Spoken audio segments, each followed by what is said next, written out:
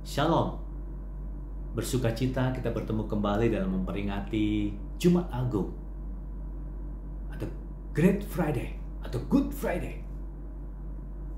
Kita bersukacita karena Kristus telah sampai dalam titik puncak yang seperti ini.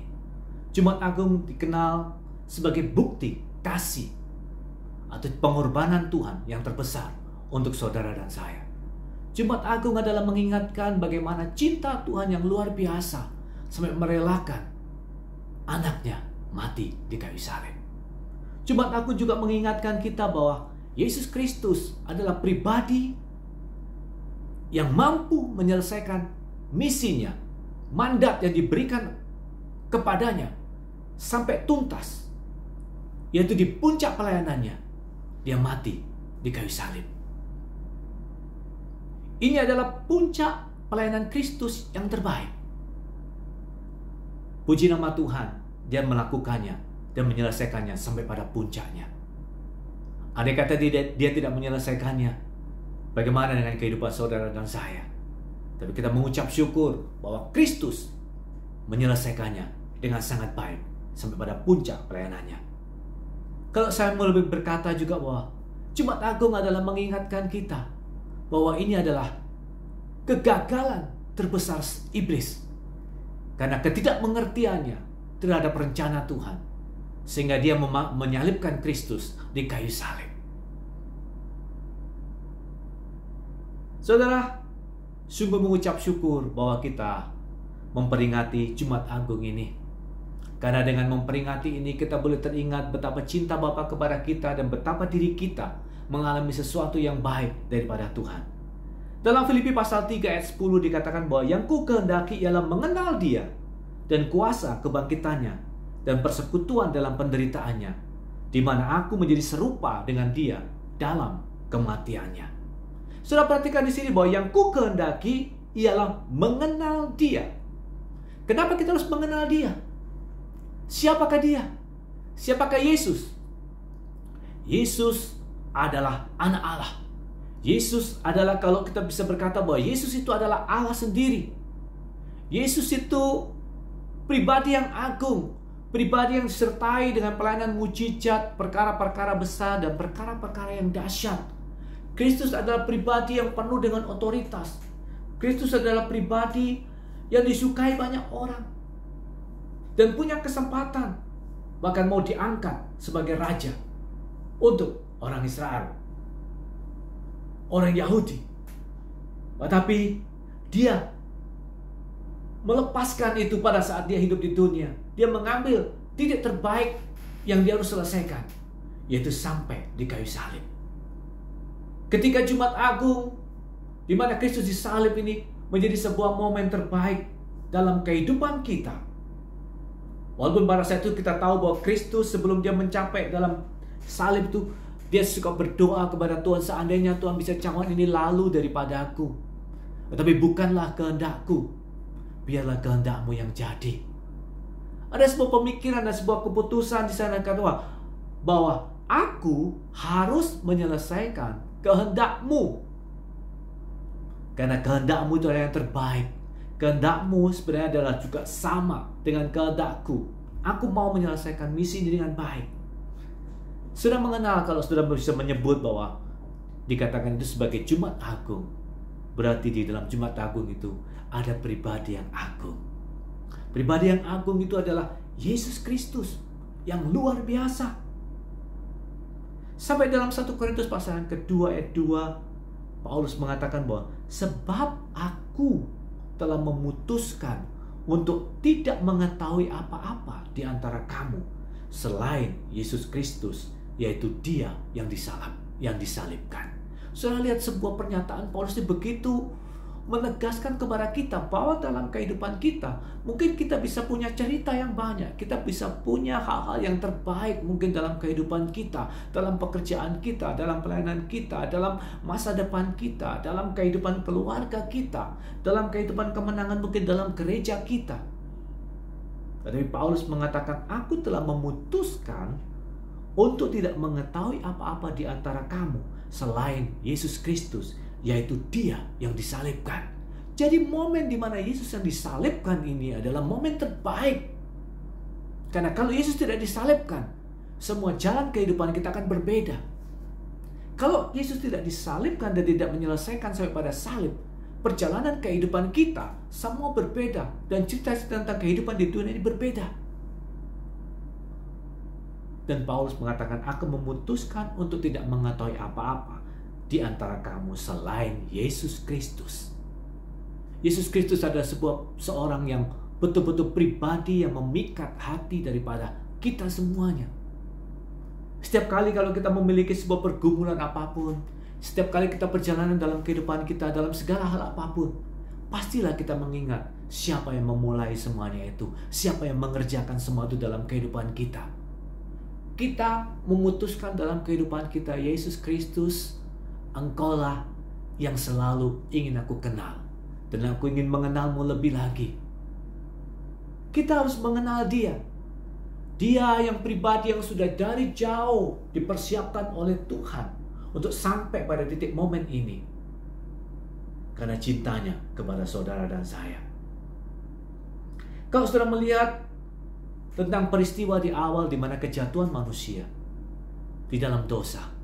Di dalam Kejadian pasal 3 ayat 15 dikatakan bahwa aku akan mengadakan permusuhan antara engkau dan perempuan ini, antara ular dan perempuan ini, antara keturunanmu dan keturunannya. Keturunannya akan meremukkan kepalamu dan engkau akan meremukkan tumitnya.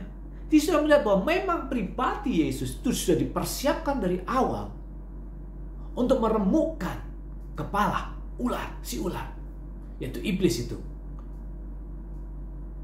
Terkadang kalau sudah membaca dalam sebuah Alkitab dan merenungkan, dulu pertempuran, perselisihan terjadi antara Allah dan iblis, karena iblis memberontak kepada Allah. Dan pertempuran itu diramaikan dengan ketika Tuhan menciptakan manusia. Lalu manusia digoda sama setan, digoda sama si iblis, dan manusia itu jatuh dalam dosa. Dan pertempuran ini, perselisihannya menjadi 3 pribadi. Dulu antara Allah dan iblis, tapi di sini masuk manusia. Sehingga ada pertempuran antara iblis juga dengan manusia. Dan kalau jujur saja saya membaca Alkitab ini, kadang-kadang saya bisa merenungkan bahwa ternyata memang Tuhan menciptakan manusia. Meskipun dia jatuh di dalam dosa karena godaan daripada iblis, tapi sebenarnya kalau boleh dikata bahwa Tuhan menciptakan manusia adalah sebagai jalan dia untuk meremukkan kepala si iblis. Jadi kalau kita membaca kadang-kadang saya merenungkan bahwa Yesus Kristus dari awal yang lahir daripada rahim perempuan, itu manusia, dia diciptakan dari awal. Dia memang disitulah engkau dengan manusia ini, engkau bisa meremukkan kepala si iblis. Saya bisa membayangkan si iblis yang dulunya bisa membujuk manusia, tapi kemudian Allah mengatakan bahwa iblis, kamu tahu nggak, orang yang kamu bujuk itu yang jatuh dalam dosa, keturunannya itu nanti akan membalikkan keadaan, dia yang menghancurkan kamu. Pribadi itu adalah Yesus yang bisa sebagai korban yang sempurna, sebagai pribadi yang diutus oleh Tuhan untuk menghancurkan kekuasaan daripada iblis, menghancurkan kuasa iblis. Saya mengucap syukur kepada Yesus, sungguh saya mengucap syukur, karena manusia dikatakan bahwa siapa yang berdosa, dia adalah hamba daripada orang itu, hamba dosa. Siapa yang diperbudak, dia adalah hamba itu. Tetapi kehadiran Kristus dan dia mati di kayu salib, dia setia sampai pada akhirnya, adalah untuk mematahkan semuanya ini. Dan dia rela. Pribadi adalah pribadi yang luar biasa. Sampai dikatakan dalam Yesaya 53, dikatakan bahwa ia dihina dan dihindari orang, seorang yang penuh kesengsaraan dan yang biasa menderita kesakitan. Ia sangat dihina sehingga orang menutup mukanya terhadap dia, dan bagi kita pun dia tidak masuk hitungan. Tetapi sesungguhnya penyakit kita lah yang ditanggungnya dan kesengsaraan kita lah yang dipikulnya. Padahal kita mengira dia kena tulah, dipukul dan ditindas Allah. Tetapi dia tertikam oleh karena pemberontakan kita, dia diremukkan oleh karena kejahatan kita. Ganjaran yang mendatangkan keselamatan bagi kita ditimpahkan kepadanya, dan oleh bilur-bilurnya kita menjadi sembuh. Perhatikan di sini bahwa Kristus adalah pribadi yang memang punya mandat. untuk mengalami penderitaan. Bayangkan kalau saudara punya mandat seperti itu dalam kehidupan saudara. Saya yakin banyak orang punya misi dan visi. Ke depannya masa depan saya adalah masa depan yang cerah, masa depan yang gilang gemilang. Saya nanti mungkin ke depannya saya bekerja dengan sukses, saya bisa mengumpulkan keuangan yang cukup, mungkin saya akan beli rumah yang bagus, saya akan memiliki kendaraan yang bagus. Semua punya misi, visi, dan seperti saya punya anak-anak yang bisa sekolah dengan baik. Tapi Kristus terbalik. Kristus punya misi bahwa kamu nanti akan dihina. Pengorbanan kamu, pemikiran kamu terhadap mereka itu akan disalahartikan. Bahkan mereka akan menghina kamu, mentertawakan kamu, meremukkan kamu. Orang yang ingin kamu tebus dan kamu ingin berbuat baik kepadanya, orang itu tidak menghargai. Misi Kristus ketika disalibkan adalah misi yang terbaik. Orang lain punya misi dan dia harus lolos, walaupun dalam kemungkinan mungkin cuma 1% atau 5%. Kamu harus bisa lolos dengan kemungkinan mungkin 5% untuk lolos ini. Tapi Kristus dikatakan kamu kemungkinannya tidak boleh kamu ambil. Untuk lolos ini kamu tidak boleh ambil. Aku mau kamu sampai titik yang maksimal, yaitu kamu mati di kayu salib. Pengorbanan dia di kayu salib adalah pengorbanan terbesar. Dia dianiaya, tapi dia membiarkan diri ditindas dan tidak membuka mulutnya seperti anak domba yang dibawa ke pembantaian. Seperti domba yang kalau di depan orang-orang yang menggunting bulunya, ia tidak membuka mulutnya. Dia tidak membalas. Dia tidak menunjukkan kekuatannya. Dia memang seperti membiarkan dirinya dan melepaskan kekuatannya, melepaskan kehebatannya. Pada Yesus Kristus ini saudara tahu sendiri. Dia bisa membuat mujizat. Dia bisa menyembuhkan orang. Bahkan dia bisa membangkitkan orang mati. Sampai ada yang berkata, kamu bisa menjelekkan mata orang buta, bisa menyembuhkan, bisa membangkitkan orang mati. Tidak bisakah kamu lepas dari salib ini? Sehingga kami bisa percaya kepadamu bahwa betul-betul engkau ini anak-anak Allah. Bahwa betul-betul engkau ini adalah anak Allah. Kalau engkau lolos. Tapi dia tidak. Dia tidak menunjukkan karena dia tahu goalnya. Tujuan akhirnya dia harus mati di kayu salib. Andai kata Kristus termakan omongan daripada orang lalu lepas dari salib, saya nggak tahu apa yang terjadi. Tapi itu nggak mungkin terjadi. Karena Tuhan sudah tahu apa yang dikerjakan. Dia nggak mungkin termakan omongan orang-orang lalu dia marah. Aku tunjukkan kepada kamu ya, bahwa aku hebat. Aku akan lepas dari salib. Ini perkara mudah buat aku. Tapi Tuhan tidak melakukannya. Yesus tahu dia tidak mengerjakannya. Dia harus mati. Dan orang memandang bahwa itu adalah sebuah kekalahan yang besar. Orang lain memandang bahwa itu adalah sebuah titik penguburan misi Kristus. Dia habis. Tetapi itu kesalahan yang fatal. Dan itu merupakan juga kesalahan fatal iblis. Dia berpikir bahwa momen ini, Jumat Agung ini di mana Kristus disalib, adalah momen terbaiknya dia. Dia telah memenangkan pertandingan ini dan mengalahkan orang yang paling diurapi oleh Tuhan. Dia berpikir dia telah mengalahkan dan menghancurkannya. Dan dia mungkin tertawa. Dia berkata bahwa aku menang. Aku telah mengalahkan pribadi yang diutus oleh Tuhan, yang diurapi Tuhan. Bahkan pribadi yang dipercaya oleh Tuhan. Anaknya sendiri yang hebat. Aku telah membunuhnya dan menghancurkannya di kayu salib. Itu adalah kesalahan terbesar musuh. Dia tidak tahu. Itu membuktikan bahwa musuh saudara bukanlah pribadi yang maha tahu.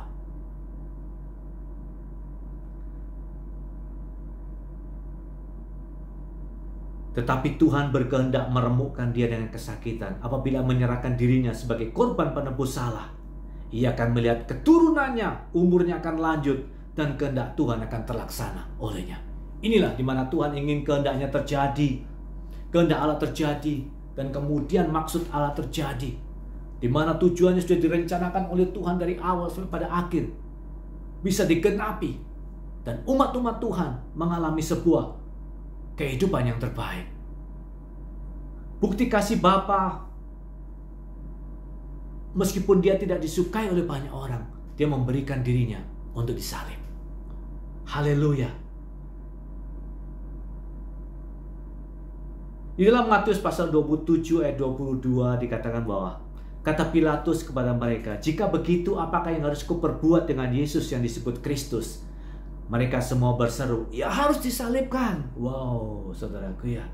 Jadi Kristus mau disalibkan. Kristus mau menderita untuk saudara dan saya. Lalu juga di dalam Filipi pasal yang ketiga ayat 10 tadi dikatakan bahwa yang ku kehendaki adalah kamu juga mengenal kuasa kebangkitannya.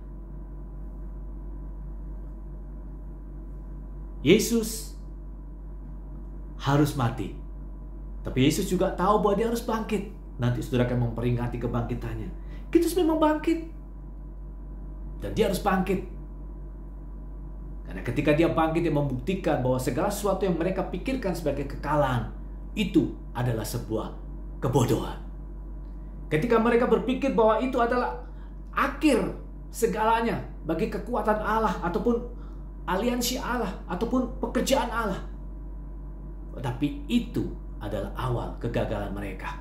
Dan mereka akan melihat bahwa semuanya itu dalam maksud rencana Tuhan, justru membalikkan keadaan dan Kristus bangkit. Kita tidak bersedih karena kita sudah tahu bahwa Kristus akan bangkit. Kita tahu bahwa Kristus telah bangkit. Kita tahu bahwa Kristus sudah mengalahkan semuanya itu. Tapi Allah membangkitkan dia dengan melepaskan dia dari sengsara maut. Karena tidak mungkin ia tetap berada dalam kuasa maut itu. Kisah Para Rasul pasal 2 ayat 24 dan 32. Yesus inilah yang dibangkitkan Allah. Dan tentang hal itu kami semua adalah saksi. Rasul-rasul adalah saksinya. Dan kita mengenal kuasa kebangkitannya, betapa dahsyat itu bekerja dalam diri kita. Lalu juga kita harus masuk dalam persekutuan dengan penderitaannya. Ketika kita mengenal Kristus begitu menderita di muka bumi ini, penderitaan kita saat ini tidak sebanding dengan penderitaan Kristus. Bagi saudara pernah mengalami aniaya, tapi ketika saudara menguatkan diri saudara melihat pribadi Yesus yang dianiaya, yang begitu hebatnya mengalami penderitaan untuk saudara dan saya, saudara dikuatkan ketika saudara menghadapi aniaya. Meskipun tidak semuanya, saya yakin saudara dan saya pernah mengalami keadaan yang mungkin tidak baik. Mungkin saudara ditolak karena saudara percaya kepada Kristus. Saudara mungkin dihindari karena saudara percaya kepada Yesus. Saudara mungkin kesulitan mendapatkan pekerjaan karena iman saudara kepada Yesus. Saudara mungkin kurang sahabat karena saudara dijauhi karena saudara percaya kepada Yesus. Itu aniaya yang mungkin yang tidak seberat Kristus. Tapi saudara harus kuatkan. Saudara tahu bahwa penderitaan adalah jalan menuju kemuliaan. Penderitaan adalah jalan menuju kehidupan. Karena itu ketika saudara bersekutu dengan penderitaannya, penderitaan Kristus, saudara harus mengerti bahwa ketika saudara mengalami sebuah aniaya, saudara sudah mendekati kemuliaan. Dalam 2 Korintus pasal 4 ayat 17 dikatakan bahwa sebab penderitaan ringan yang sekarang ini mengerjakan bagi kami kemuliaan kekal yang melebihi segala-galanya. Jauh lebih besar daripada penderitaan kami. Saya melihat penderitaan adalah awal menuju kemuliaan. Jadi jikalau saudara mengalami sebuah aniaya, saudara harus mengucap syukur bahwa ketika saudara mengalami aniaya karena saudara mengikut Kristus, karena iman saudara kepada Kristus, itu adalah jalan menuju kepada kemuliaan. Bahkan Matius pasal 5 ayat 10 mengatakan bahwa berbahagialah orang yang dianiaya oleh sebab kebenaran, karena merekalah yang empunya kerajaan surga. Puji nama Tuhan. Saudara dan saya bersekutu dengan penderitaan Kristus. Jadi saudara melihat bahwa ketika penderitaan saudara karena Kristus, saudara melihat bahwa kemuliaan itu akan datang kepada saudara. Kemuliaan biasanya diawali dengan penderitaan. Jadi ketika saudara mengalami sebuah penderitaan karena Kristus, saudara melihat kemuliaan akan datang kepada saudara. Pengangkatan akan datang kepada saudara. Penghormatan akan datang kepada saudara. Sudah terbukti. Ketika Kristus mati di kayu salib, lalu dia bangkit. Filipi pasal 2 dikatakan bahwa dia menderita. Dia taat sampai mati. Dan kamu tahu nggak ketika dia taat sampai mati itu, Allah mengaruniakan kepadanya nama di atas segala nama untuk menghargai kemampuan dia menanggung penderitaan, untuk menghargai kesanggupan dia menerima mandat yang Tuhan berikan kepadanya, meskipun itu tidak enak buat kehidupannya. Tuhan menghargainya. Jikalau saudara dan saya kuat dalam hidup ini, saudara akan melihat kemuliaan Tuhan. Seringkali orang gagal di sini. Orang ketika menderita sedikit, dia berkata, aduh, aku nggak kuat. Aku nggak sanggup mengikuti ini. Lebih baik aku menyerah saja. Padahal sebenarnya tinggal sedikit waktu lagi, kalau engkau bisa tahan, engkau akan melihat kemuliaan Tuhan. Tapi karena kegagalan kita untuk menanggung penderitaan itu, padahal sebenarnya Tuhan Yesus menyertai kita. Tuhan Yesus berkata, jangan takut karena aku telah mengalahkan dunia. Aku memberikan kepada kamu roh yang lebih besar daripada dunia ini. Sebenarnya engkau sanggup. Kalau engkau bisa menahannya, aku memberikan kemuliaan dan menghargai kamu. Belajarlah saudara ketika sudah mengalami sebuah penderitaan. Mungkin karena hal-hal, saya nggak tahu penderitaan apa yang sudah alami. Mungkin ekonomi yang sulit, atau sakit, atau apa, atau dianiaya, atau dijauhi sama keluarga, atau lain-lain. Lalu saudara rasanya tidak kuat, Tuhan saya tidak sanggup. Saya tidak sanggup, saya lebih baik memilih meninggalkan engkau karena aku saya tidak sanggup. Saudara tahanlah, lihatlah penderitaan Kristus, lihatlah ketika dia berhasil menyelesaikannya, betapa besar kemuliaan disediakan kepadanya. Begitupun dengan saudara. Kalau saudara bisa bertahan dalam penderitaan, sudah melihat salib Kristus, melihat penderitaan Kristus untuk saudara dan saya, supaya saudara diselamatkan. Dia tidak akan meninggalkan saudara, dia menyertai saudara, dia akan memampukan saudara. Tidak mungkin dia meninggalkan saudara, tidak mungkin dia membiarkan saudara gagal, tidak mungkin saudara Tuhan meninggalkan saudara. Tapi saudara bertahan, saudara lihat penderitaan Kristus, saudara bersekutu dengan penderitaannya, saudara menerimanya dengan sukacita, berbahagialah. Dikatakan, karena engkau punya kerajaan sorga. Engkau yang sebentar lagi akan melihat kemuliaan Tuhan dinyatakan dalam kehidupanmu. Kuatkanlah iman saudara, kuatkanlah pengharapan saudara. Filipi 3 ayat 10 tadi juga dikatakan bahwa engkau serupa dalam kematian. Kematian Kristus adalah kematian untuk menanggung dosa saudara. Karena itu, saudara juga harus mati bersama-sama dengan Kristus. Saudara, kematian saudara adalah kematian terhadap dosa. Kita tinggalkan lagi kehidupan kita yang lama. Kita tinggalkan kehidupan kita yang berdosa. Kita tinggalkan kehidupan kita yang tidak menyenangkan Tuhan. Karena Tuhan telah mati bagi kita untuk menebus dosa-dosa kita. Tidak mungkin kita tinggal lagi di dalam dosa yang membuat Tuhan bersedih. Saudara dan saya diberikan kemampuan oleh Tuhan. Kita selalu membereskan diri dengan Tuhan. Sebab kematiannya, Roma pasal 6 ayat 10 dikatakan bahwa sebab kematiannya adalah kematian terhadap dosa, satu kali dan untuk selama-lamanya, dan kehidupannya adalah kehidupan bagi Allah. Kristus hidup bagi Allah. Saudara dan saya juga hidup bagi Allah. Demikianlah hendaknya kamu memandangnya bahwa kamu telah mati bagi dosa, tetapi kamu hidup bagi Allah dalam Kristus Yesus. Jadi saudara dan saya, ketika saudara mengenal Kristus, saudara juga mengenal persekutuan dengan Dia. Mengenal Dia, saudara juga persekutuan dan penderitaan Dia. Dan saudara juga harus serupa dalam kematiannya. Saudara meninggalkan kehidupan saudara yang berdosa. Kita bekerja, karena itu dikatakan bahwa kita mengasihi Kristus. Bukan kita dahulu mengasihi Kristus, tapi karena Kristus yang dahulu mengasihi kita. Karena itulah kita mengasihi Dia. Karena Tuhan Yesus telah mati di kayu salib untuk saudara dan saya. Karena itulah kita mengasihi Dia. Kita mengasihi Dia adalah dengan serupa dalam kematiannya. Kematian terhadap dosa. Ada kemungkinan dia untuk gagal? Tidak ada. Karena dia tahu dia memang hidup untuk mati bagi dosa. Dia adalah pribadi yang sempurna. Dia adalah korban yang sempurna. Saudara berusaha mati untuk Tuhan. Mati bagi dosa. Saudara menyenangkan Tuhan. Renungkanlah kehidupan saudara. Betapa Tuhan telah mati untuk saudara. Dia mengasihi saudara dan mencintai saudara. Dia menghargai saudara. Dia menginginkan saudara supaya mengenal Dia. Mengenal kuasa kebangkitannya. Mengenal penderitaannya, bersekutu dalam penderitaannya. Dan juga saudara serupa dalam kematiannya. Mulai dari sekarang, saudara, ketika saudara bersalah ataupun berdosa, pasti saudara melihat, oh Tuhan Yesus, Engkau telah mengasihi aku begitu besar. Engkau telah mati bagiku yang berdosa. Aku tidak mau lagi tinggal di dalam dosa. karena Engkau tidak suka. Buktinya adalah Engkau mau mati supaya kami tidak hidup dan dikuasai oleh dosa lagi.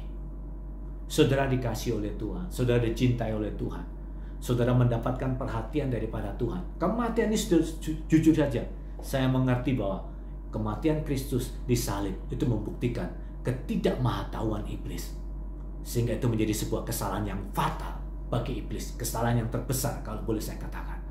Sehingga ketika Yesus mati, pertempuran yang dulunya adalah antara Allah dengan iblis, perselisihan antara Allah dengan iblis, lalu Allah menciptakan manusia sebagai pribadi yang fana, pribadi dari daging, dari bukan bersifat sepenuhnya roh, ada daging, ada sesuatu yang bentuk dari tanah liat, tapi dijatuhkan oleh musuh. Tapi justru pribadi yang lemah ini ternyata memutarbalikkan keadaan dengan kematian Kristus di kayu salib.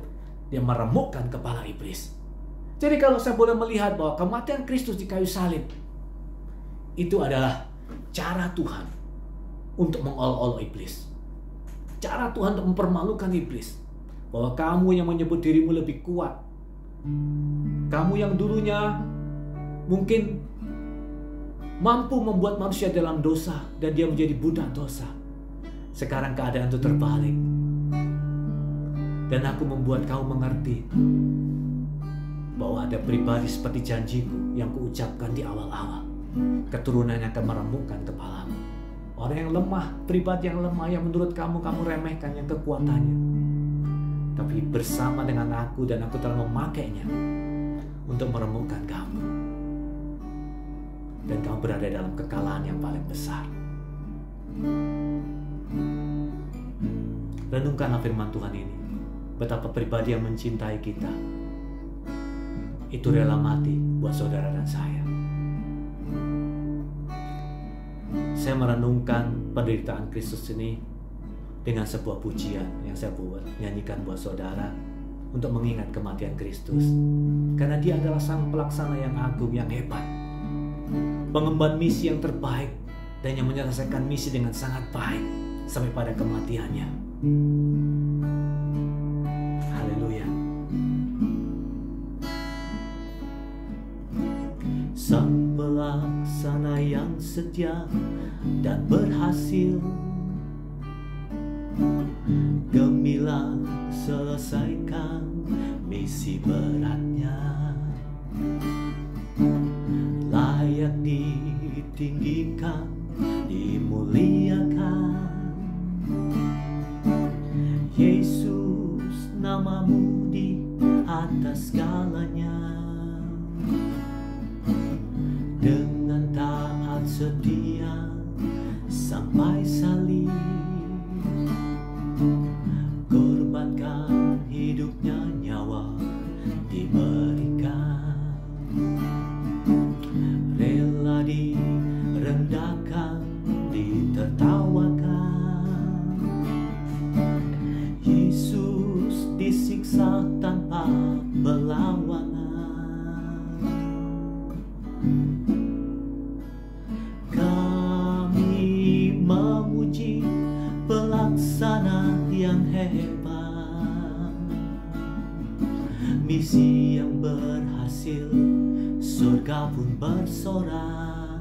Umat pilihanmu bergembira ditebus, sambut kemenangan Yesus Kristus, sang pelaksana yang agung. Kami memuji pelaksana yang hebat, misi yang berhasil, surga pun bersorak. Umat pilihanmu bergembira ditebus, sambut kemenangan Yesus Kristus, sang pelaksana yang agung. Sambut kemenangan Yesus Kristus, sang pelaksana yang agung. Sambut kemenangan Yesus Kristus, Sang Pelaksana yang agung. Pelaksana yang agung ini menyelesaikan tugasnya dengan dia sampai klimaks, mati di kayu salib. Bagi musuh, kematian di kayu salib seperti kekalahan Allah di pihak Allah. Tapi ketidakmengertian mereka adalah memberikan hasil yang sebaliknya. Bahwa kematian Kristus itu membuat surga bersorak. Misi berhasil, misi berhasil. Yesus mati di kayu salib. Misi berhasil. Umat-umat yang ditentukan untuk selamat, yang ditebus, saudara dan saya, bersorak-sorai. Karena saudara mengerti, oh, jalan yang selama ini tidak bisa kami peroleh untuk memperoleh penebusan daripada dosa. Dengan korban-korban hewan semua kami tidak sanggup. Tapi ada korban yang sempurna, yaitu Yesus. Kami bisa mendapatkan penebusan yang sesungguhnya. Misi berhasil. Kami semua bersorak-sorai. Biar Allah bersorak-sorai. Biar orang-orang yang ditebus oleh Tuhan juga bersorak-sorai. Saudara dan saya memandang kematian Kristus adalah puncak kemenangan dalam kehidupan saudara dan saya. Biarlah firman Tuhan yang saya bagikan ini boleh menguatkan kita semuanya. Dan kita boleh menikmati kegembiraan ini dengan merayakan Jumat Agung. Walaupun kita bersekutu dengan penderitaannya dia dan mengingat kematiannya, tetapi di dalam hati kita juga mengucap syukur. Ada pribadi yang mencintai kita, yang mati buat kita, dan olehnya kita memperoleh hidup yang baik sampai dengan detik hari ini. Mari kita berdoa. Bapa, terima kasih buat firman-Mu. Terima kasih buat renungan pada hari ini untuk mengingat kematian-Mu di kayu salib.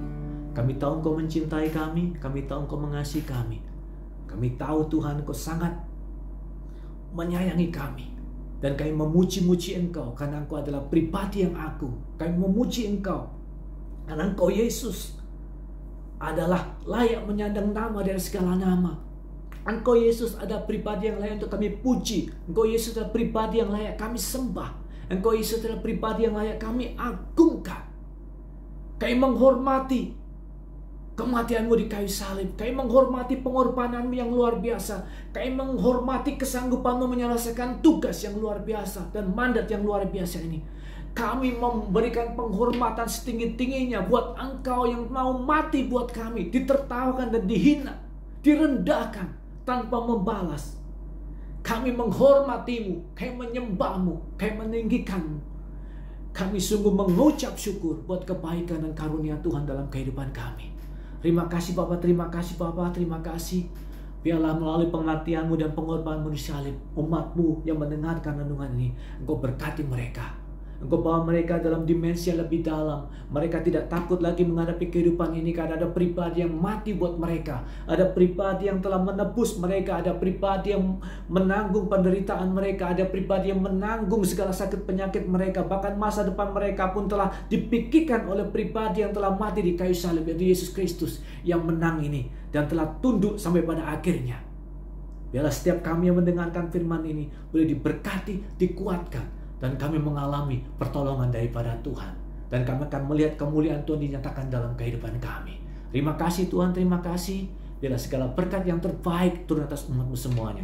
Dalam nama Bapa dan Roh Kudus, dalam nama Tuhan Yesus Kristus yang mengasihi kami semuanya. Kami mengucap syukur buat renungan pada hari ini.